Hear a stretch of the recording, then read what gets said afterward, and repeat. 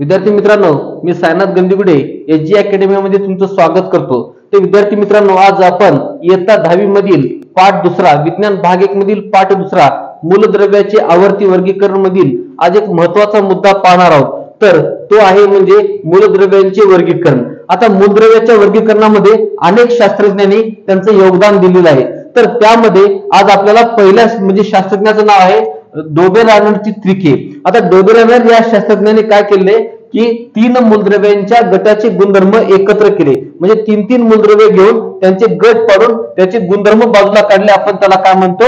डोबेरेनची त्रिके। आता डोबेरेनच्या नंतर त्यांचे काही मर्यादेमुळे त्यांना काय नंतर कोण आला? न्यूलँड्स आला। न्यूलँड्सच्या अष्टकाचा नियम म्हणजे न्यूलँड्सनं काय केलं? 8 मूलद्रव्याची गट पाडला आणि त्यालाच आपण काय म्हणतो? न्यूलँड्सच्या अष्टकांचे नियम। आता लक्षात घ्या, आता 3 मूलद्रव्यांच्या गटाचे गुणधर्म, त्याच्यानंतर कोण आला? डोबेरेनचे त्रिके आले।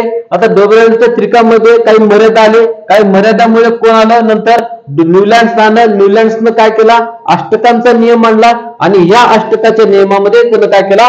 अणुवस्तुमानांच्या चढत्या क्रमाने त्याची मांडणी केली। म्हणजे त्यांच्याकडे जे मूलद्रव्य होते 8 × 7 8 × 56 असे जे मूलद्रव्य होते त्याला आपण काय म्हणतो? न्यूलँड्सच्या अष्टकाचा नियम। आणि ह्या न्यूलँड्सने जेव्हा अष्टकाचा नियम मांडला तेव्हा त्याचे जे मूलद्रव्य आहेत त्या मूलद्रव्याची जी मांडणी केली तो कसं केला? अणुवस्तुमानांच्या चढत्या क्रमानुसार त्याची मांडणी केला।